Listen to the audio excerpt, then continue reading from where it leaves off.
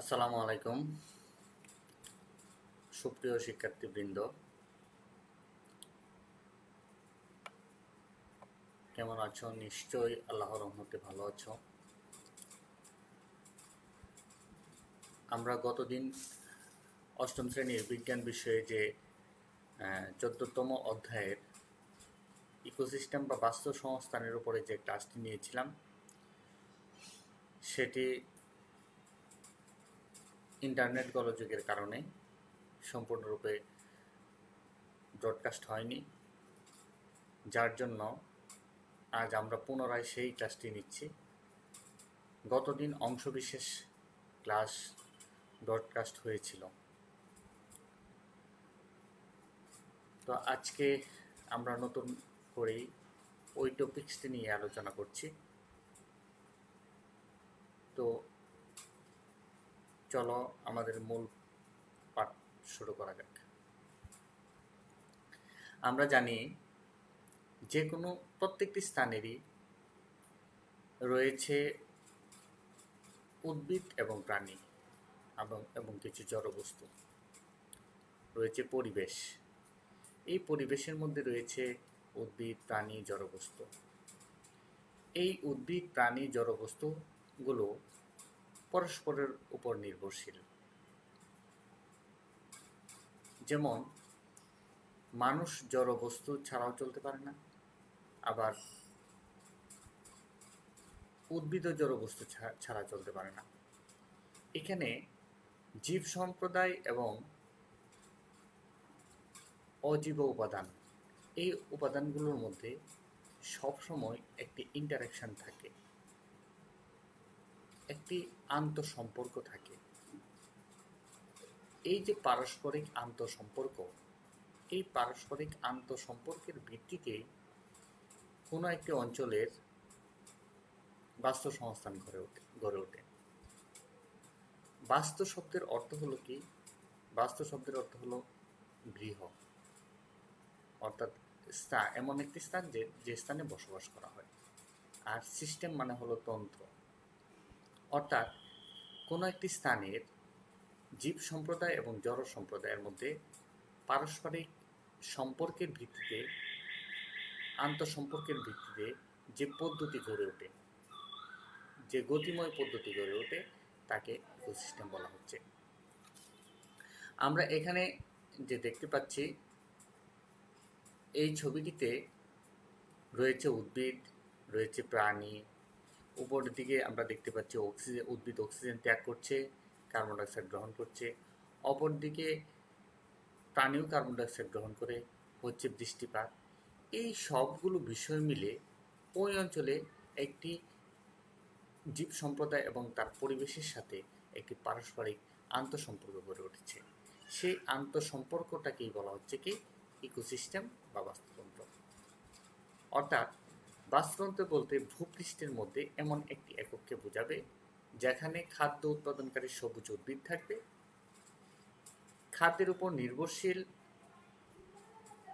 কিছু প্রাণী থাকবে, অর্থাৎ সবুজ উদ্ভিদের উপর কিছু নির্ভরশীল প্রাণী, এবং সেই প্রাণীগুলোর উপর নির্ভরশীল ক্রমান্বয়ে আরও কিছু প্রাণী থাকবে, এবং এই সকল উদ্ভিদ প্রাণীর মৃতদেহ পচনকারী অণুজীব থাকবে। এগুলোর মধ্যে একটি আন্তঃসম্পর্ক তৈরি হয়, সেই আন্তঃসম্পর্কটি হচ্ছে কি? বাস্তু সংস্থান।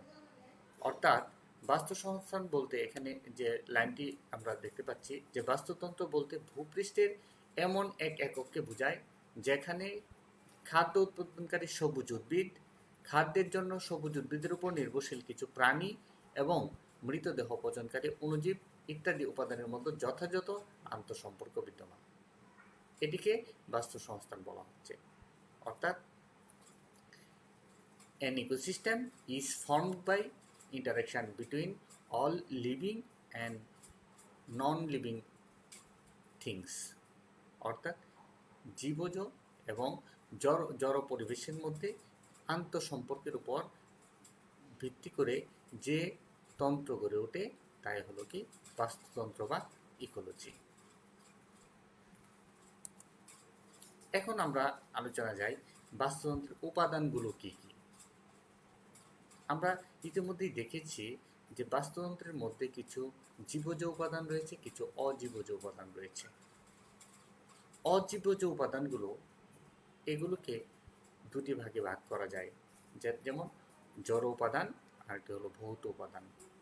অজীব উপাদান অর্থাৎ যাদের জীবন নেই সেই উপাদানগুলোকে দুটি ভাগে ভাগ করা যায়, একটি হলো জড় আর একটি হলো ভৌত। জড় উপাদানগুলোকে দুটি ভাগে ভাগ করা যায়, এগুলো হলো কোনোটি অজৈব বস্তু থেকে প্রাপ্ত, আবার কোনোগুলো জৈব বস্তু থেকে প্রাপ্ত। অজৈব বস্তুগুলো কি কি? অজৈব বস্তুগুলো হলো ক্যালসিয়াম, ম্যাগনেসিয়াম, পটাশিয়াম, লৌহ, নাইট্রোজেন, অক্সিজেন, কার্বন ডাইঅক্সাইড ইত্যাদি আরও অনেক গ্যাসীয় পদার্থ। অজৈব বস্তু এরা।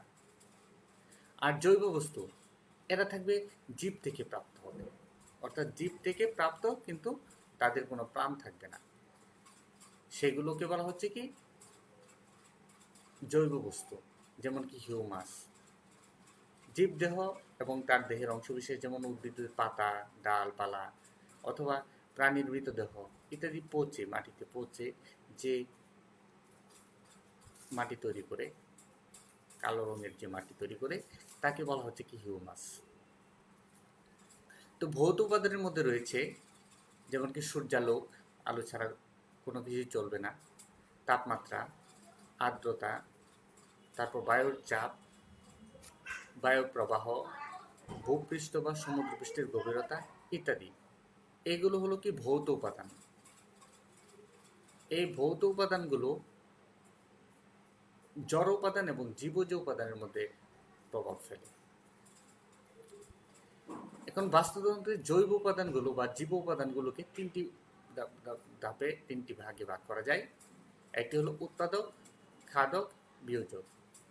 উৎপাদকের মধ্যে রয়েছে সকল সবুজ উদ্ভিদ উৎপাদক, মানে তারা উৎপাদন করে, খাদ্য উৎপাদন করে, এই জন্য তাদেরকে নাম দেওয়া হয়েছে প্রডিউসার বা উৎপাদক। রয়েছে খাদক। খাদক হলো তারা এই উৎপাদক এবং উৎপাদকের উপর নির্ভরশীল, এই জন্য এদেরকে বলা হয় কনজিউমার। তোমরা জানো কনজিউমার শব্দের অর্থ কি? ভোক্তা, অর্থাৎ যারা ভোগ করে। এখানে খাদক মানে হলো উৎপাদককে খেয়ে যারা বেঁচে থাকে তাদেরকে বলা হচ্ছে কি খাদক। আবার খাদককে কয়েকটা ভাগে ভাগ করা যায়। একটি হলো কি প্রথম স্তরের খাদক, দ্বিতীয় স্তরের খাদক, তৃতীয় স্তরের খাদক বা সর্বোচ্চ খাদক। প্রথম স্তরের খাদকগুলো সরাসরি উদ্ভিদকে খেয়ে বেঁচে থাকে, যেমন কি প্রাণী, ঘাস ফড়িং, মুরগি, গরু, ছাগল, হরিণ, অর্থাৎ যারা যে সকল প্রাণীগুলো দেখবে সরাসরি উদ্ভিদ খায় বা উদ্ভিদের অংশবিশেষ খায়, তারা কিন্তু প্রথম স্তরের খাদ্য। আবার দ্বিতীয় স্তরের খাদ্যগুলো রয়েছে ওই সকল প্রথম স্তরের খাদ্যের উপর নির্ভরশীল প্রাণীগুলো দ্বিতীয় স্তরের খাদ্য, যেমন কি ব্যাঙ। ব্যাঙ কি পোকামাকড় খায়, পোকামাকড় আবার ঘাস খায়। তারপর শিয়াল। শিয়াল কি? শিয়াল মুরগি খাচ্ছে, তাহলে মুরগি আবার ঘাস খাচ্ছে, তাহলে প্রথম স্তরের খাদ্যের উপর নির্ভরশীল এদেরকে আমরা দেখতে পাচ্ছি। তাহলে দ্বিতীয় স্তরের খাদ্যগুলো প্রথম স্তরের খাদ্যের উপর নির্ভরশীল, তৃতীয় স্তরের খাদ্যগুলো দ্বিতীয় স্তরের খাদ্যের উপর নির্ভরশীল, যেমন কি সাপ, সাপ ব্যাঙ খাচ্ছে, ময়ূর, বাঘ, বাজ পাখি ইত্যাদি। এগুলো হলো কি সর্বোচ্চ খাদ্য। চলো এবার আমরা এই এই বিষয়গুলো একটু ডিটেলস জেনে নিই। কোন বাস্তুতন্ত্রে কোন কোন উপাদানটিকে প্রথম স্তরের খাদক বলবো, ও কোন বাস্তুতন্ত্রে কোন উপাদানটি জড় উপাদান রয়েছে, কোনটি ভৌত উপাদান রয়েছে, এগুলো আমরা একটু ডিটেলস আলোচনা করি। চলো,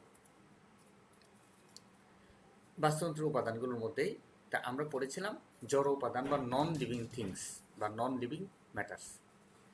পরিবেশের জড় পদার্থগুলো জীব উপাদানের জন্য বাসস্থান নির্মাণ করে, শ্বসনের জন্য অক্সিজেন যোগায়, আর বেশ কিছু পুষ্টি উপাদানও সরবরাহ করে।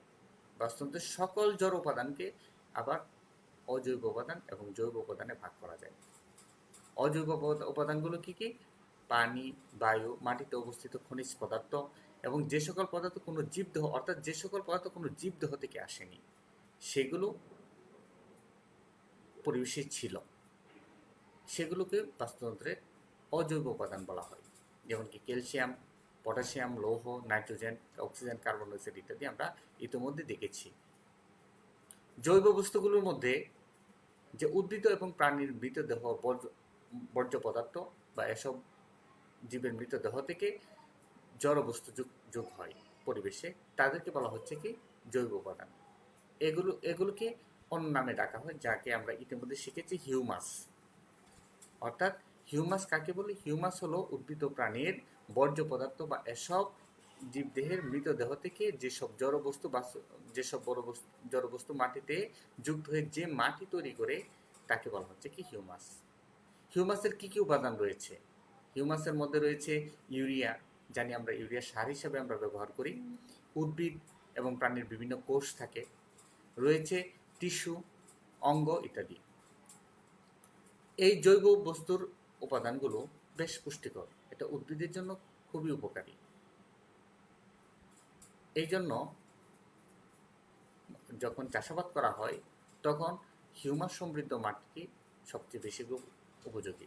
অন্যান্য রাসায়নিক সারের চেয়ে এগুলো স্বাস্থ্যের মানে উদ্ভিদের স্বাস্থ্যের জন্য যেমন উপকারী, উদ্ভিদের উপর নির্ভরশীল অন্যান্য প্রাণীদের জন্য সেটা নির্ভরশীল। এছাড়া মাটির গুণাগুণ রক্ষিত হয় এই হিউমাস সমৃদ্ধ মাটির মাধ্যমে। আমরা এখানে হিউমাস সমৃদ্ধ মাটি এটা দেখতে পাচ্ছি, যে একটা কালো রঙের নরম মাটি, ঝুরঝুরে নরম মাটি, এটা হলো হিউমাস। এখন চলো ভৌত উপাদানগুলো কি কি। যে পরিবেশের মধ্যে যে সূর্যালোক রয়েছে, সূর্যালোক হলো মেইন ফ্যাক্টর হিসেবে কাজ করে, এটা মেইন প্রধান উপাদান। এছাড়া রয়েছে তাপমাত্রা, জলীয় বাষ্পের পরিমাণ, বায়ুচাপ, বায়ুপ্রবাহ, ভূপৃষ্ঠ ও সমুদ্রপৃষ্ঠের গভীরতা, উচ্চতা ইত্যাদি বহু উপাদান বাস্তুতন্ত্রকে নানাভাবে প্রভাবিত করে। এই সকল উপাদান মিলে গড়ে ওঠে কি ভৌত উপাদান। এগুলো হচ্ছে বাস্তুতন্ত্রের ভৌত উপাদান। যেমন আমরা অ্যাবায়োটিক ফ্যাক্টর অর্থাৎ ভৌত উপাদানগুলোকে এইভাবে ভাগ করতে পারি, যেমন কি Sunlight, wind, water, atmosphere, temperature, soil ইত্যাদি ভাবে আমরা এই সকল উপাদানগুলো বাস্তুতন্ত্র অনেক প্রভাব বিস্তার করে। অর্থাৎ একটি অঞ্চলে কেমন বাস্তুতন্ত্র গড়ে উঠবে, উদ্ভিদ ও প্রাণীর মধ্যে অথবা জীবজ ও অজীব প্রজাতির মধ্যে কেমন সম্পর্ক গড়ে উঠবে, সেই সকল সম্পর্কগুলো এই সকল ফ্যাক্টরের ভিত্তিতে গড়ে ওঠে। যেমন হিমালয় এর চূড়ায় যে বাস্তুতন্ত্র রয়েছে সেটা কিন্তু সমভূমিতে নেই। আবার একটি পুকুরে যে বাস্তু সংস্থান রয়েছে সেটা কিন্তু সমুদ্রে নেই বা নদীতে নেই। এখানে যে ভৌত উপাদানগুলো বাস্তুতন্ত্রটাকে নির্ধারণ করে দেয় কোন ধরনের বাস্তুতন্ত্র গড়ে উঠবে। এই জন্য ভৌত উপাদানগুলো কিন্তু অত্যন্ত গুরুত্ব বহন করে। জীবজ উপাদান, যে আমরা দেখেছি যে জীবকুল বাস্তুতন্ত্রের একটি সক্রিয় উপাদান। এরাই নিজেদের মধ্যে যে কাজ আছে এই কাজের মাধ্যমে বিভিন্ন পরিবেশের পরিবর্তন করে। এগুলো তিনটি ভাগে দেখেছিলাম আমরা। একটি হলো কি উৎপাদক, আরেকটি খাদক, আরেকটি হলো বিয়োজক। উৎপাদক ইতিমধ্যে আমরা বলেছি। উৎপাদক কারা? যারা প্রডিউস করে, প্রডিউসার, উৎপাদন করে, প্রোডাকশন দেয়। তাহলে প্রকৃতিতে প্রডিউসারকে আমরা জানি একমাত্র সবুজ উদ্ভিদ সূর্যালোকের যে গতিশক্তি আছে সেই গতিশক্তিটিকে খাদ্য শক্তি হিসাবে অর্থাৎ স্থিতিশক্তি হিসাবে তার দেহে সঞ্চিত করে। তার কিয়দংশ বা কিছু অংশ সে নিজে ব্যবহার করে আর বাকি অংশ জমা রাখে। এই জমাকৃত খাদ্যের উপরই পৃথিবীর সকল জীবকুল নির্ভরশীল। অর্থাৎ একমাত্র সবুজ উদ্ভিদই কিন্তু এখানে প্রডিউসার হিসেবে কাজ করছে। এছাড়া এই প্রক্রিয়াটা কি? এই প্রক্রিয়াটার নাম হলো কি সালোকসংশ্লেষণ। অর্থাৎ যে প্রক্রিয়ার মাধ্যমে সূর্যালোকের উপস্থিতিতে সবুজ উদ্ভিদ খাদ্য তৈরি করে এবং কি খাদ্য তৈরি করে তাকে বলা হচ্ছে সালোকসংশ্লেষণ। সূর্যালোকের উপস্থিতিতে কার্বন ডাইঅক্সাইড এবং পানির সহায়তায় সবুজ উদ্ভিদ যে খাদ্য তৈরি করে, শর্করা জাতীয় খাদ্য তৈরি করে, তাকে বলা হচ্ছে কি সালোকসংশ্লেষণ। অর্থাৎ সবুজ উদ্ভিদ সূর্যালোকের উপস্থিতিতে বাতাস থেকে কার্বন ডাইঅক্সাইড এবং মাটি থেকে পানি সংগ্রহ করে সালোকসংশ্লেষণ প্রক্রিয়ায় তাদের প্রধান খাদ্য কার্বোহাইড্রেট জমা রাখে। এ সময় কি হয়, সালোক সংশ্লেষণ কি হয়, উপজাত হিসাবে বাই প্রোডাক্ট বা এন্ড প্রোডাক্ট এগুলো সরাসরি অক্সিজেন তৈরি মানে সরাসরি অক্সিজেন তৈরি করেন, একটা উপজাত হিসাবে এটা অক্সিজেন গ্যাস ত্যাগ করে। তাই সালোক সংশ্লেষণ হচ্ছে সালোক সংশ্লেষণ বা বাস্তুতন্ত্রের উৎপাদন প্রক্রিয়া হচ্ছে, সালোক সংশ্লেষণ হলো বাস্তুতন্ত্রের উৎপাদন প্রক্রিয়া, একটা প্রসেস, ঠিক আছে। আর উৎপাদক হলো এখানে সবুজ উদ্ভিদ। এই উৎপাদক উদ্ভিদগুলো অন্য কথায় এদেরকে স্বভোজী বা অটোট্রপ বলা হয়। অর্থাৎ অটোট্রপ, অটো মানে কি, স্বয়ংক্রিয়, ট্রপিজম মানে খাদ্য, অর্থাৎ যে সকল জীব নিজের খাদ্য নিজেরাই তৈরি করতে পারে তাদেরকে বলা হচ্ছে কি অটোট্রপ বা স্বভোজী। অর্থাৎ যারা নিজের খাদ্য নিজে তৈরি করতে পারে তাদেরকে বলা হচ্ছে কি অটোট্রপ, কারণ তারা নিজেরাই নিজের খাদ্য তৈরি করতে পারে, অন্য জীবের উপর তাদেরকে নির্ভরশীল হতে হয় না। এগুলোকে বলা হচ্ছে কি উৎপাদক। বাস্তুতন্ত্রের উৎপাদক কিন্তু গুরুত্বপূর্ণ ভূমিকা পালন করে, সবচেয়ে গুরুত্বপূর্ণ ভূমিকা পালন করে। এখন আমরা দেখি কনজিউমার বা খাদক। আমরা আগে বলেছি যে কনজিউমার শব্দের অর্থ ভোক্তা, অর্থাৎ যে ভোগ করে তাকে বলা হচ্ছে কনজিউমার। অর্থাৎ কোনো প্রাণী পরিবেশের জড় পদার্থ থেকে খাদ্য তৈরি করতে পারে না, সরাসরি জড় পদার্থ থেকে খাদ্য তৈরি করতে পারে না। তারা প্রত্যক্ষ বা পরোক্ষ উপায়ে যেভাবেই হোক না কেন তারা প্রকৃতির উপর নির্ভরশীল, তাই তাদেরকে বলা হচ্ছে কি পরভোজী। আবার যে সকল প্রাণী সরাসরি উদ্ভিদ খেয়ে একমাত্র উদ্ভিদের উপর নির্ভরশীল তাদেরকে বলা হচ্ছে কি তৃণভোজী বা হার্বিভোরাস। এরা সরাসরি উদ্ভিদকে খেয়ে বেঁচে থাকে, এরাই হচ্ছে কি প্রথম শ্রেণীর খাদক বা ফার্স্ট কনজিউমার। এগুলোর উদাহরণ আমরা দেখি ঘাস ফড়িং, মুরগি, গরু, ছাগল, হরিণ ইত্যাদি। অর্থাৎ এক্ষেত্রে কিন্তু একটি বিষয় লক্ষণীয় যে এই প্রথম শ্রেণীর খাদ্যগুলো কিন্তু এক একটি বাস্তুতন্ত্রে এক এক রকম হবে। সব বাস্তুতন্ত্রের মধ্যেই ঘাস ফড়িং থাকবে না, মুরগি থাকবে না। অর্থাৎ একটি বনজ বাস্তুতন্ত্র, স্থলজ বাস্তুতন্ত্র অথবা জলজ বাস্তুতন্ত্র, স্থলজ ও জলজ বাস্তুতন্ত্রের মধ্যে এই সকল যে খাদকগুলো রয়েছে প্রথম শ্রেণীর খাদক, এগুলো কিন্তু ভিন্ন, এক একটি বাস্তুতন্ত্র এক এক রকম। এই জন্য তোমরা যখন পুকুরের বাস্তু সংস্থান লিখতে যাবে তখন কিন্তু সবুজ উদ্ভিদ সরাসরি বড় বড় উদ্ভিদ পাবে না ওইখানে পুকুরে, কিন্তু এক ধরনের শৈবাল থাকবে, ক্ষুদ্র ক্ষুদ্র শৈবাল পানিতে ভাসমান। এই সকল ক্ষুদ্র ক্ষুদ্র শৈবালগুলোকে বলা হচ্ছে কি ফাইটোপ্লাঙ্কটন। এই ফাইটোপ্লাঙ্কটন কিন্তু সরাসরি উৎপাদক হিসেবে কাজ করে, অথবা প্রডিউসার হিসেবে কাজ করে। এই ফাইটোপ্লাঙ্কটনগুলোকে খেয়ে বেঁচে থাকে জুপ্লাঙ্কটন বা কিছু ক্ষুদ্র ক্ষুদ্র প্রাণী। এরা আণুবীক্ষণিক হয়ে থাকে সাধারণত, অথবা কিছুটা বড়। এই সকল প্রাণীগুলো সরাসরি এই ফাইটোপ্লাঙ্কটনের উপর নির্ভরশীল। তাই জুপ্লাঙ্কটনগুলো কিন্তু প্লাঙ্কটন মানে কি যারা পানিতে মুক্তভাবে ভেসে বেড়ায়, যে সকল জীব ক্ষুদ্র জীব পানিতে মুক্তভাবে ভেসে বেড়ায় সেগুলো হলো কি প্লাঙ্কটন। এই প্লাঙ্কটনের মধ্যে উদ্ভিদের মানে অংশবিশেষ বা উদ্ভিদগুলোকে বলা হচ্ছে ফাইটোপ্লাঙ্কটন বা উদ্ভিদ প্লাঙ্কটন। আর প্রাণীজ প্লাঙ্কটন বা জুপ্লাঙ্কটন হচ্ছে এখানে প্রথম শ্রেণীর খাদক। তাহলে এখানে কিন্তু তুমি উদাহরণ কিন্তু পাবে না। যদি তোমাকে প্রশ্ন করা হয় যে একটি পুকুরের বাস্তু সংস্থানের মধ্যে প্রথম শ্রেণীর খাদক কে, ফাইটোপ্লাঙ্কটন হতে পারে, জুপ্লাঙ্কটন হতে পারে, অথবা সরাসরি কি গ্রাস কাপ যারা প্রাণীগুলো, গ্রাস কাপ যে মাছগুলো আছে এরাও কিন্তু সরাসরি উদ্ভিদ খেয়ে বেঁচে থাকে, এরাও কি হয়, এরাও প্রথম শ্রেণীর খাদক। অর্থাৎ শৈবালের উপর নির্ভরশীল সকলগুলো হলো কি প্রথম শ্রেণীর খাদক। আবার ব্যাঙ কিন্তু উদ্ভিদ খায় না, কিন্তু ব্যাঙ কিন্তু দ্বিতীয় শ্রেণীর খাদক, কারণ ব্যাঙ পোকামাকড় খাচ্ছে, এই পোকামাকড়গুলো আবার উদ্ভিদ খাচ্ছে। তাই এক একটি বাস্তুতন্ত্রে লক্ষ্য রাখবে, এক একটি বাস্তুতন্ত্রের মধ্যে প্রথম শ্রেণীর খাদকগুলো কিন্তু ভিন্ন রকম হবে। অর্থাৎ খাদকের যে শ্রেণী বিভক্ত এক একটি বাস্তুতন্ত্রে এক এক রকম হবে। এখন আসি দ্বিতীয় শ্রেণীর খাদক। দ্বিতীয় শ্রেণীর খাদক হলো এরা কি, এদেরকে গৌণ খাদক বা সেকেন্ডারি কনজিউমার বলা হয়। প্রাইমারি কনজিউমার হলো প্রথম শ্রেণীর খাদক, আর সেকেন্ডারি কনজিউমার হলো দ্বিতীয় শ্রেণীর খাদক। ওরা মানে প্রথম শ্রেণীর খাদকের উপর নির্ভরশীল। অর্থাৎ যে সকল প্রাণী তৃণভোজী প্রাণীদের খাদ্য হিসাবে গ্রহণ করে তাদেরকে সেকেন্ডারি কনজিউমার বা গৌণ খাদক বলা হয়। এরা এক ধরনের মাংসাশী। কিন্তু মাংসাশীদেরকে ইংরেজিতে কি বলা হয়? কার্নিভোরাস। অর্থাৎ এরা কি মাংসাশী বা দ্বিতীয় শ্রেণীর খাদক।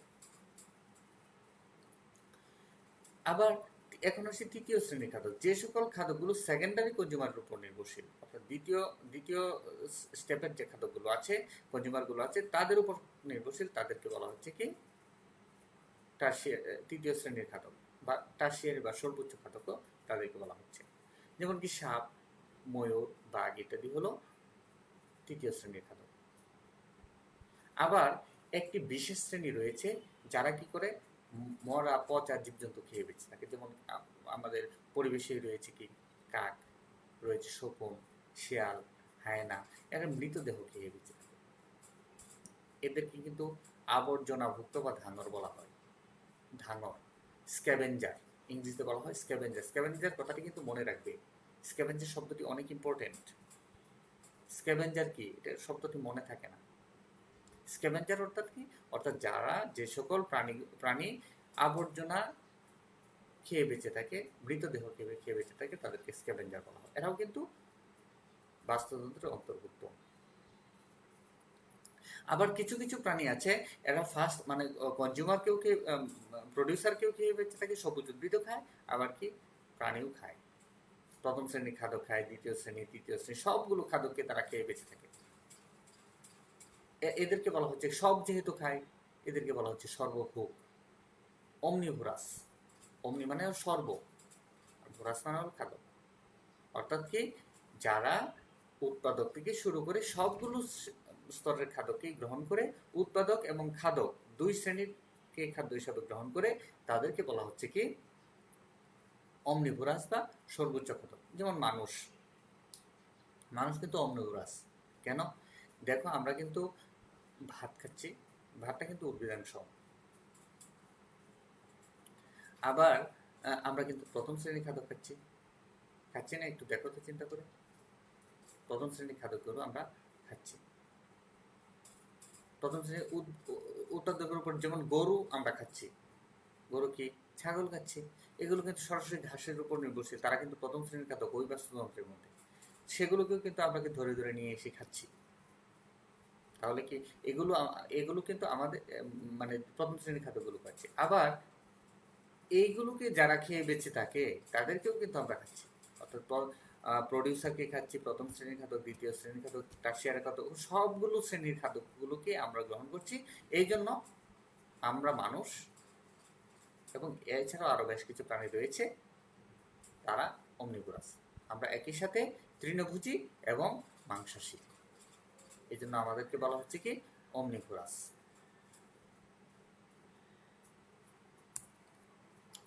আমরা এখানে একটি পিরামিড দেখতে পাচ্ছি, যে প্রডিউসারগুলো দেখো, এরা কি করে, সরাসরি সান থেকে বা মানে সানলাইট থেকে, সূর্যের আলো থেকে খাদ্য শক্তি হিসাবে ওই সূর্যের আলোর গতিশক্তিকে রূপান্তরিত করে। এটাকে প্রডিউসার বলা হচ্ছে। এই প্রডিউসারগুলোকে কি বলা হচ্ছে কি প্রাইমারি কনজিউমার। দেখো, প্রডিউসার যে শক্তিটা এখানে ইনক্লুড হয়েছিল, সেই কিয়দংশ কিন্তু প্রকৃতিতে কিছু শক্তি ছেড়ে দিয়েছে, অপচয় হয়েছে, কিছু অংশ জমা রেখেছে। এই জমাকৃত শক্তিটাকে কিন্তু প্রাইমারি কনজিউমার গ্রহণ করছে। আবার কি প্রাইমারি কনজিউমার তার শ্বসন কিংবা অন্যান্য শক্তির কাজে কিছু শক্তিকে ব্যয় করে দিচ্ছে, এনার্জি লস্ট হচ্ছে, আবার কিছু জমা হচ্ছে। এই প্রাইমারি কনজিউমার খরগোশগুলোকে খাচ্ছে কি সাপ, এগুলোকে সেকেন্ডারি কনজিউমার থেকেও তার জীবন ধারণের জন্য কিছু শক্তি ব্যয় হচ্ছে, এনার্জি লস্ট হচ্ছে। তারপর এগুলোকে খাচ্ছে কি ঈগল পাখি। এখানে টার্সিয়ারি কনজিউমার হলো কি ঈগল পাখি। এই বাস্তু সংস্থানে এইভাবে 4টি উপাদান রয়েছে বাস্তুতন্ত্রে। এখানে কিন্তু চেইনের সংখ্যা অনেক বড় হতে পারে, আবার ক্ষুদ্র একটি একটি প্রডিউসার এবং একটি কনজিউমার নিয়েও কিন্তু চেইন শেষ হতে পারে।